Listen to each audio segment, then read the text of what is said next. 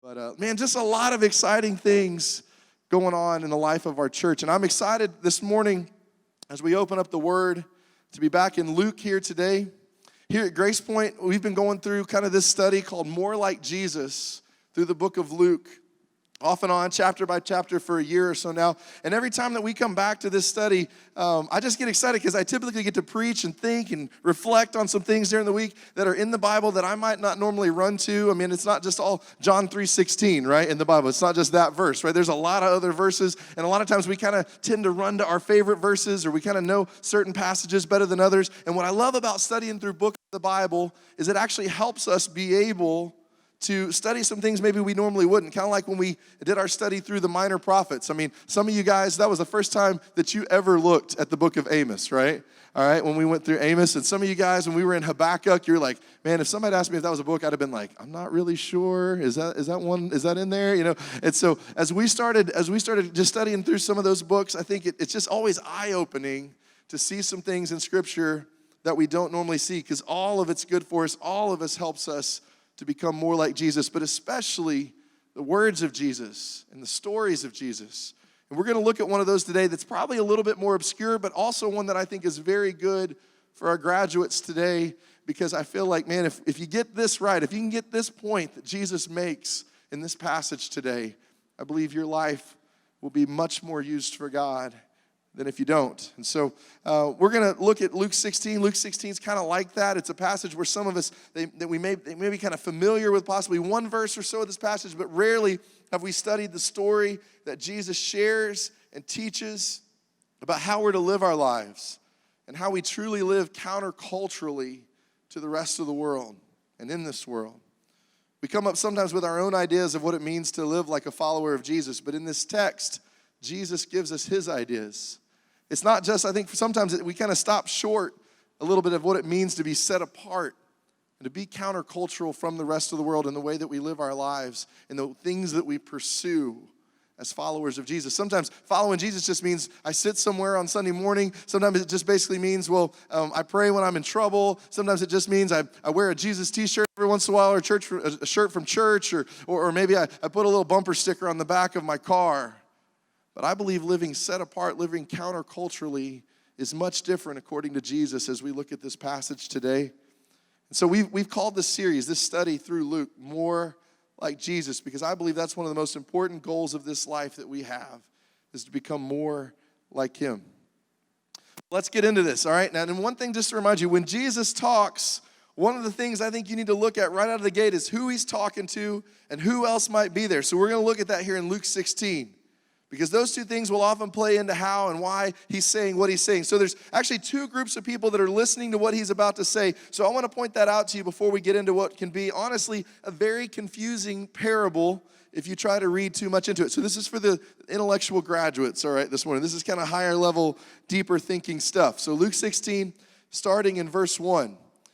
Just a little background, who he's talking to. He says, he also said to the disciples. So Jesus is walking along basically with his disciples. He's teaching his disciples. That's the first group that's there, the group that's following him.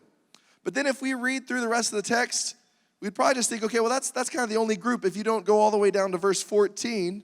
If you look down in verse 14, you'll see that somebody else is also kind of eavesdropping in on this story, in on this conversation. And they kind of eavesdropped on a lot of conversations. They always wanted to know what Jesus was saying. They were always getting feedback, sending in kind of spies to kind of find out what was going on. Even Judas, right? They go and they kind of collude with Judas so that Judas betrays Jesus. And this group is known as the Pharisees. Have you ever had a conversation where somebody eavesdropped on your conversation? Just raise your hand. You ever had that happen to you, all right? Somebody else read your texts, all right? Somebody else got your phone that you didn't want to have your phone, and they knew your password. It was like, a lot of times it's somebody really close to us, right? A lot of times it's somebody that's kind of walking around, kind of hanging out with us as well. I don't know if some of you guys are too young to remember this, especially our senior graduates this morning, but I remember, how many of y'all remember landline phones, all right? They're still kind of around. But I remember when I was growing up, like 6th, 7th, 8th grade, and those grades that like parents really start to get nervous, all right, about the whole guy-girl situation and all that type of stuff. And when the parents really start to get nervous and everything, until like 9th, 10th, 11th, 12th grade, then you get really nervous, all right, like in those grades. But it's 6th, 7th, 8th grade. I remember I used to have, I started having I started having girlfriends and boyfriends, but I just had girlfriends, all right? But I started having girlfriends, and kind of that age when you start having girlfriends and boyfriends, and I started having girlfriends, and I remember it was almost impossible to get on a landline phone in my house because it was like 2 or 3 different phones that were all like on one line, right? And I remember it was almost impossible to get on the phone and talk to my girlfriend without somebody else listening. Either my little brother, all right, who just wanted to be a little brother, all right? Or possibly my older sister, because, older sisters just have to know what's going on, right? Or my mom and dad just kind of checking in on me. And every once in a while, you hear this click, and you'd be just like, somebody was just listening. And then you're like thinking back, like, what did I just say, right? And so that's kind of what's going on here, right? You got the disciples, and Jesus is really just talking to the disciples, but the Pharisees are kind of listening in. And of course, Jesus knows that both groups are listening. So this message was for both groups this morning. It says in verse 14, the Pharisees, these eavesdroppers, who were lovers of money, heard all these things, and they ridiculed him. So he's teaching his disciples who are following him. And now he's turning his focus to his disciples and those who are following him. But the Pharisees, they're still following along. They're still paying attention. And they just heard what Jesus taught, and they ridiculed him. So the disciples were there, but the Pharisees, who it says were lovers of money, were also there. That's our crowd. So let's kind of get into the parable this morning back in verse 1. This is what it says. And if you don't have a Bible this morning, it'll be up on my head on the screen. So Jesus tells a story, he tells this parable, and kind of an interesting one that we haven't read as much. He says this: there was a rich man who had a manager, and charges were brought to him that this man was wasting his possessions. And he called him and he said to him, "What is this that I hear about you? Turn in the account of your management, for you can no longer be a manager." And the manager said to him, "What shall I do? My master is taking the management away from me. I'm not strong enough to dig, and I am ashamed to beg." So just first part of the story, here's the guy that you have right here. You've got a guy that's probably about as white collar can be, all right? He is an office guy. He is a businessman, right? And he is just about to get fired. Now, it's not a get right out right now kind of fired, like pack your box and pack everything up and leave. It's not like that. It's a put everything in order, bring it to me, and then you're done. So it's kind of like a 2 weeks notice. And he goes, "Well, what am I going to do?" Like he's just sitting there probably in his office or whatever thinking, how am I going to take care of my family? How are we going to eat? Where are we going to live? What am I going to do from here? Because I'm frail and I can't dig and I'm too proud to beg. And again, Jesus is telling the story, and he's talking about this guy. I mean, this is kind of a parable of Jesus, just coming up with this. In verse 4, he goes on, and the man basically, Jesus says, decides to do this. He says, "I've decided what to do so that when I am removed from management, people may receive me into their houses. So he's basically going, where am I going to live? How am I going to survive? Where's my family going to live? How's my family going to eat? What are we going to do here?" And then he starts his plan basically in verse 5. He comes up with this plan, and we pick up that plan starting in verse 5. It says this: "So summoning his master's debtors one by one, he said to the first, 'How much do you owe my master?' And the guy says this, the guy that he summons up, one of the debtors to his master, basically says, I owe him 100 measures of oil. Now let me just explain to you how much 100 measures of oil is, how much this guy owes. 100 measures of oil would have been the amount of oil you could have pressed out of 150 olive trees, all right? Now, we don't have a lot of olive trees around here, but if you had olive trees around, basically, it would have taken 150 trees to produce as much olive oil as what this guy owed, 100 measures of oil. It would have been about 2 or 3 years' salary of an average worker in this time period. This is a significant debt. This is like somebody coming and saying, I owe like $150,000, $200,000 or $150,000, somewhere in that range to your master. And this is what the manager says back. Look what it says. Look at what the manager does right here. It says, he said to him, "Take your bill and sit down quickly and write 50. All right? Now, for those of you graduates, all right, this is not hard math, all right here. This is pretty easy math, all right, no matter where you graduated from, all right? This is 50 instead of 100. How much is that? That's like 50%. of the bill. He basically just tells him to go in and take his paper and just basically write a little 50, scratch out the 100 and write a little 50 on there. And he says, that's your new bill. Kind of gives him a wink.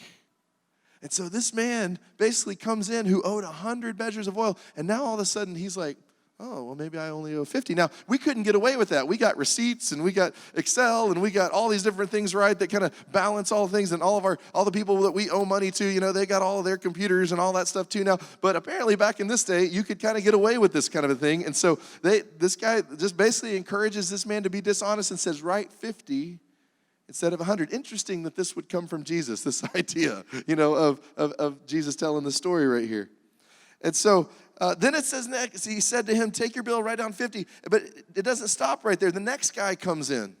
And Jesus says, then he said to another, how much do you owe? And the next guy comes in and he says 100 measures of wheat. Now, if you do a little study on 100 measures of wheat, it would have taken about 100 acres of land to produce what would be worth about 10 years' salary for the average worker at this time in history. 100 acres. 100 acres would be a lot of acres at any point in history, right? I mean, who's got 100 acres? That's a lot of land. You got to be pretty wealthy to have 100 acres of land. 10 years' salary this guy owes the manager's master. That's how much he owes. So once again, this is a very significant debt, even bigger debt than the first debt. And he goes to this guy and he kind of winks at him and says, hey, take your bill. And I want you to write 80 on it. Don't write 100, write 80. So you're kind of scratching out or taking their eraser and erasing 100 and writing 80. So he doesn't cut it in half, but he still pretty significantly reduces the debt. And then Jesus says this in verse 8 as he kind of starts to finish up this story. This is where it gets a little confusing to people who want to read in a little bit too much to this sometimes with the numbers and everything. But this is what Jesus says. He says, the master commended the dishonest manager for his shrewdness. Now, why would Jesus say that? Why would that's where the parable kind of gets a little confusing, a little goofy, because this guy is shady as all get out, and he's going, where am I going to live? Where am I going to stay? How am I going to get food to feed my family? How am I going to do this? And so he hatches this plan of cutting everybody's debts so that when he's kicked out, he can go person by person, say, remember when we changed the numbers just a little bit, right? And he goes over to this guy over here, he says, hey, think I could stay in your basement for a little while? Because, remember the deal we had? Remember nobody knew about that? Remember what we did? And it says right here that basically the master catches wind of it and basically is like, this guy's brilliant. But not a brilliant that's like, I think that you should be like this brilliant. Not a go and do likewise brilliant. Not a great job brilliant. But more of like if you've ever been bested by an opponent in any competition, another basketball team that had a great defense, or you're playing like chess or checkers or some other board game and somebody makes a brilliant move and you're like, I think the master was like, wow, this guy is shrewd. Wow, this guy thought of something that I didn't see coming. So he's not commending him as if he was right. He's commending him for his shrewdness, for how he went about securing a home and a food and care for his family when it looked like he was going to probably be homeless in just a week or so. And then Jesus goes on and he says this. He said, the master commended the dishonest manager for his shrewdness. For the sons of this world, catch this. This is a really important line. For the sons of this world are more shrewd in dealing with their own generation than sometimes the sons of light.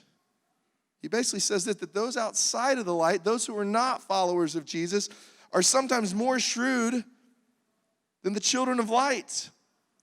And Jesus is making a point here that that's not the way that it should be.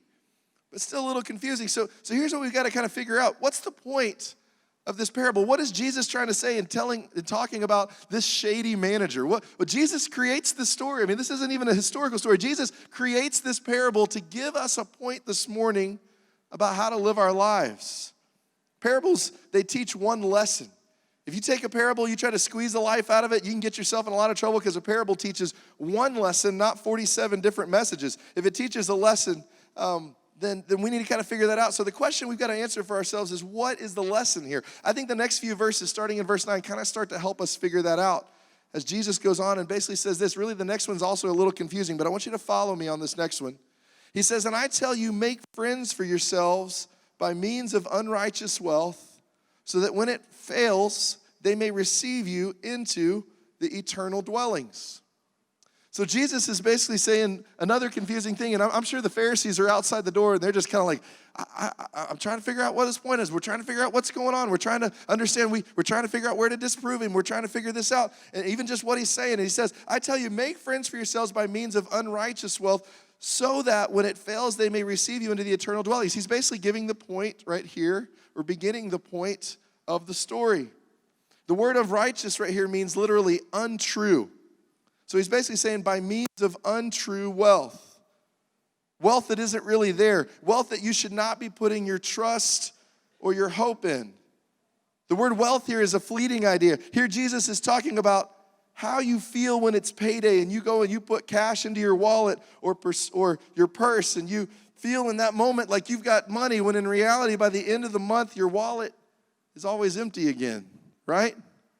I mean, I just got to go and I had payday this week, all right? We had payday here at Grace Point, all right? So I've got a few 20s in here, and most of the time my kids come and they ask me for money, and I don't have any money at all, all right? I'm like, I don't have money. You have to go ask mom. You know, that's kind of how it works. But I remember, I always remember, like, when I go to the bank, my kids are fascinated, right, by the fact that you can walk out of the bank and you can have a few 20s, because to them 20s are huge, right? They don't normally have 20s.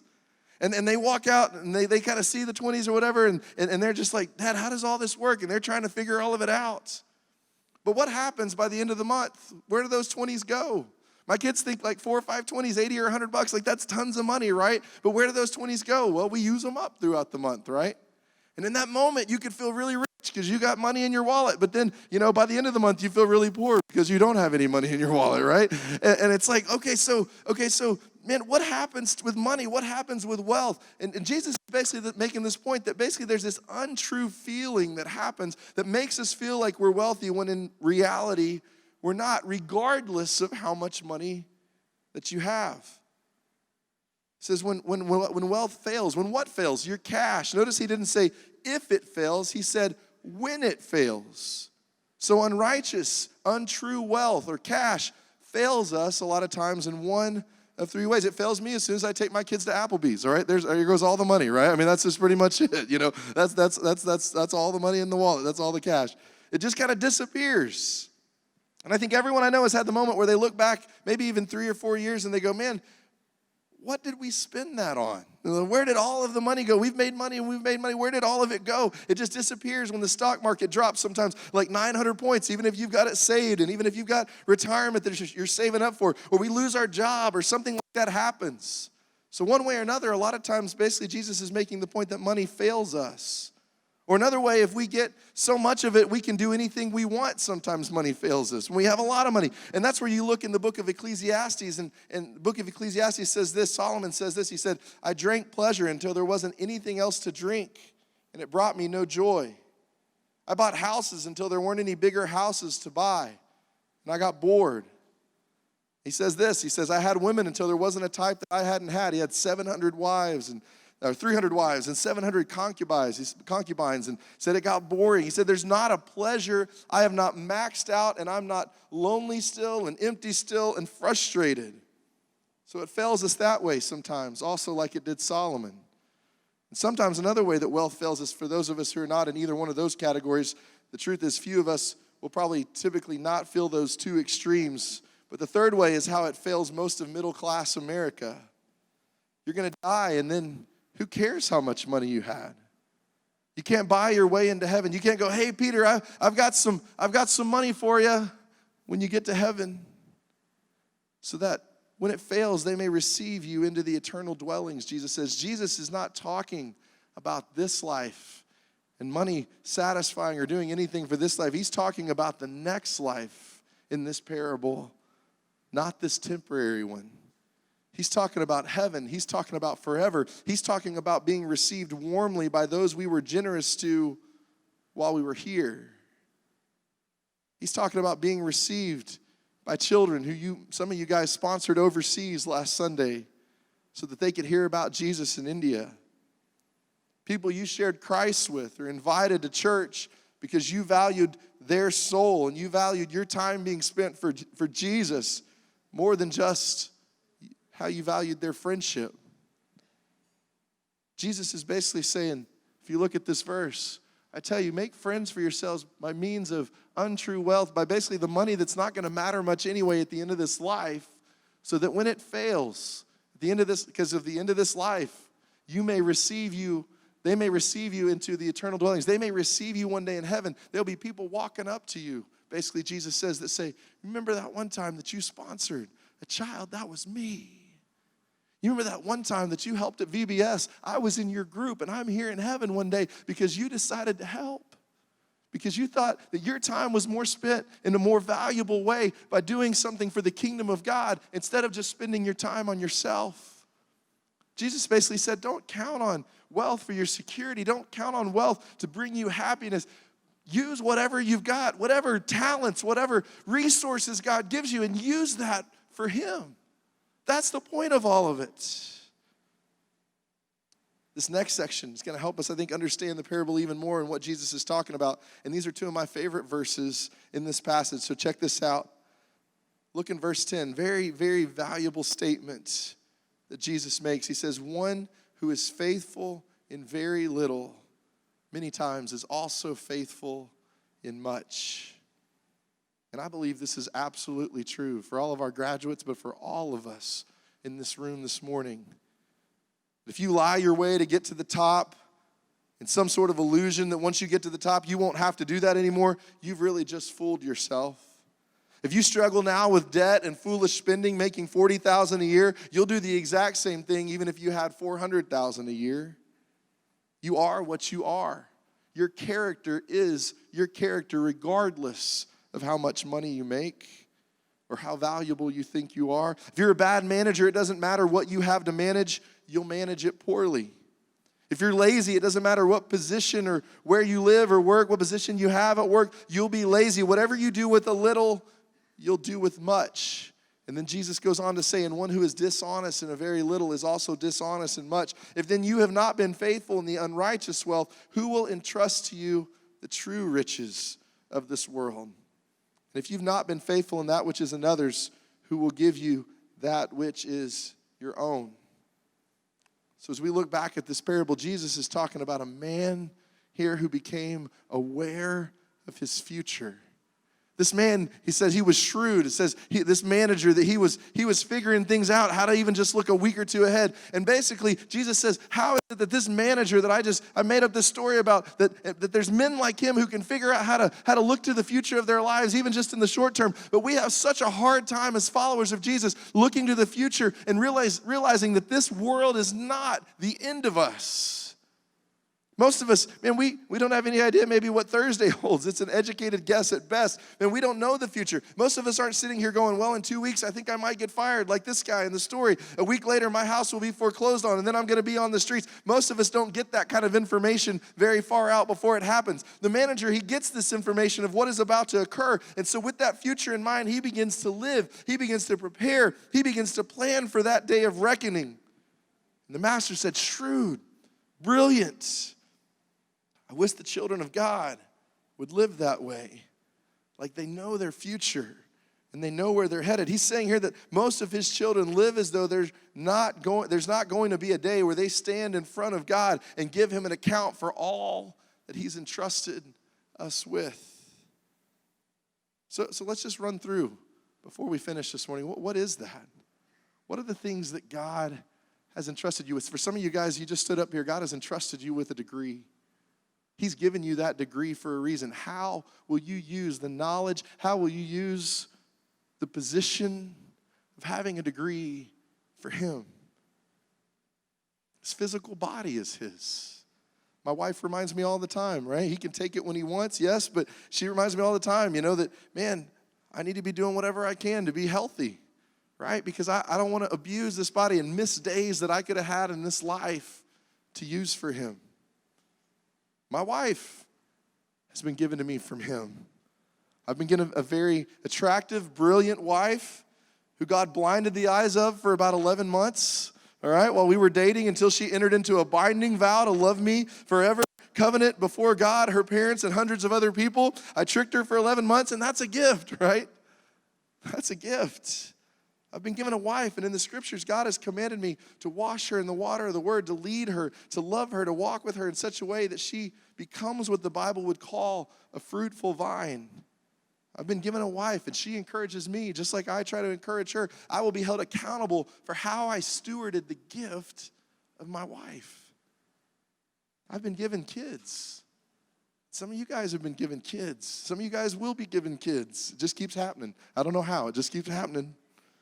A daughter who will turn 12 this August. A son who will turn 9, or just turn 9. Another daughter who will turn 8 in July.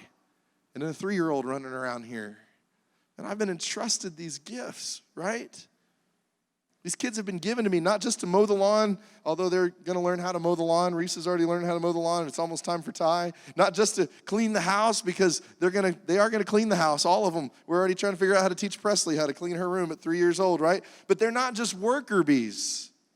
I've been given children, and as their steward, I've been given the responsibility to impart to them the glory of God, the wonder of God, the might of God, the beauty of God. It's my responsibility to help them have worshiping hearts, not just on Sunday morning, but throughout the rest of their life. That's what I've been given to steward, is lives in my family.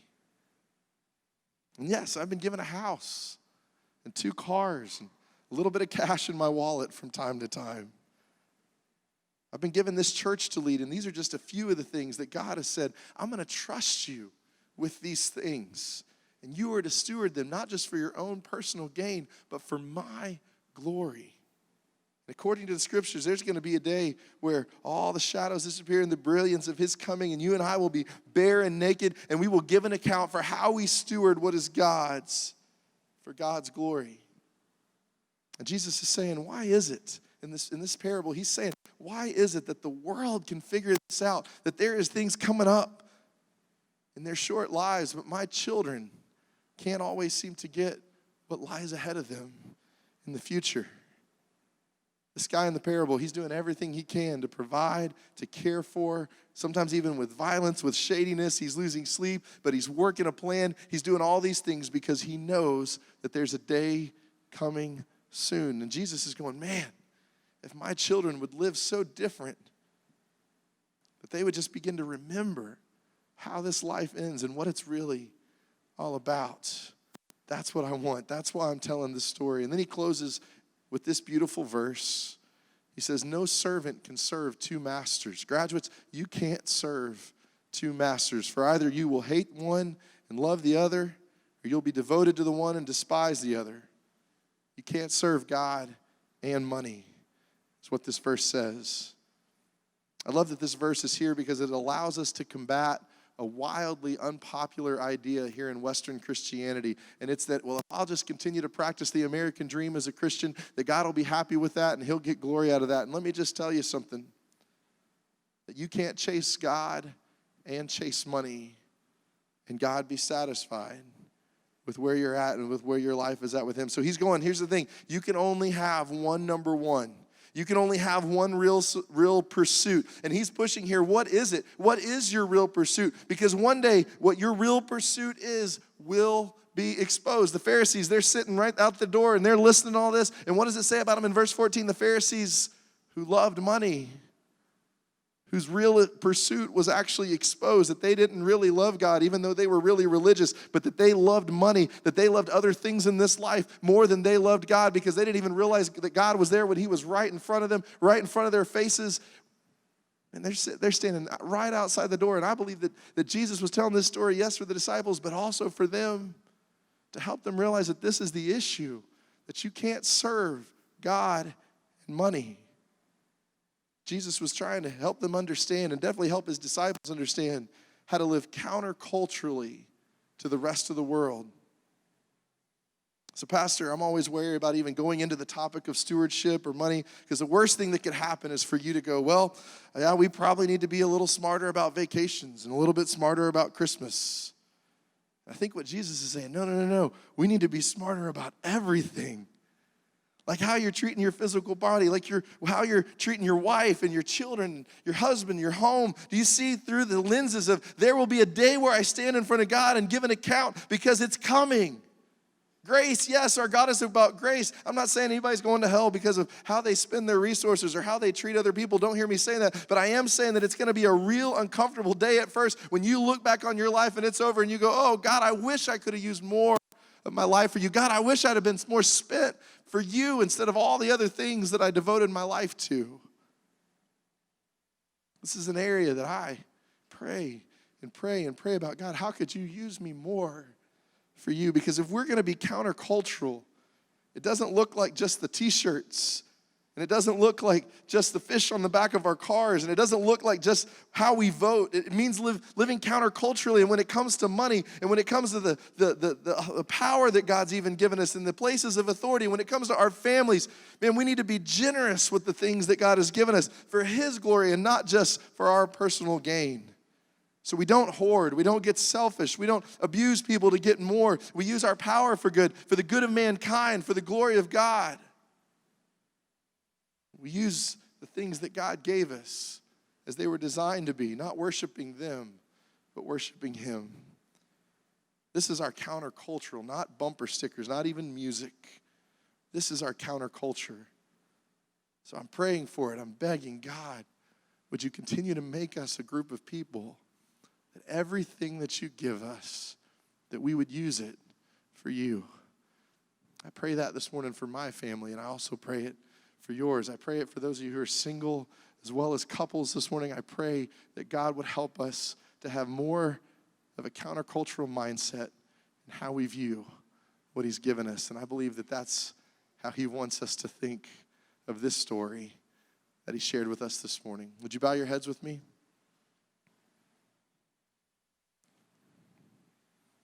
Dear God, I don't believe that anybody in this room is perfect at any of that.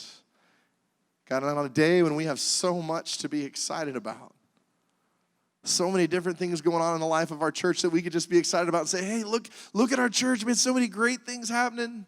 Somebody getting baptized, different people graduating, a lot of people praying. God, in the middle of all of that, God, I just pray that more and more and more, God, you would just spend our lives up for you. God, that you would continue just to lay things on our heart, that we would never be satisfied saying, well, I've given God all I need to give Him. Well, I've spent enough time with my kids. My relationship's so with my wife, but, we don't talk about God very much, but that's all right. Jesus, I pray in every aspect, in every area of our life, God, you would use the things that you've given us for your glory. God, that we would continue to recognize the areas in our life where we, God, sometimes pursue money or pursue other things even more than we pursue you in our jobs and in our workplace. God, would you continue just to break our hearts? Not in a guilty way, God, because you forgive, but just in a convicting way, God, where we need to have our hearts broken, where we need to continue, God, to come together as a couple. As couples, God, where we need to continue to figure out how better to speak into the lives of our children, or we need to figure out how to get a hold of our finances so they can be more used for you instead of just all the other things we spend our money on. God, whatever it is, God, that you would lay on our hearts this morning. God, we pray that we would listen to your words.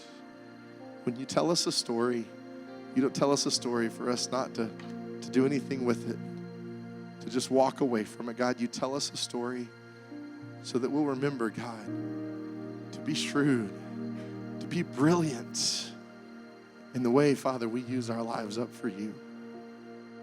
Make us wise, God. Give us discernment in how we spend the next 5, 10, 20, 30 years of our life, but also in what we do this week. Jesus, we love you.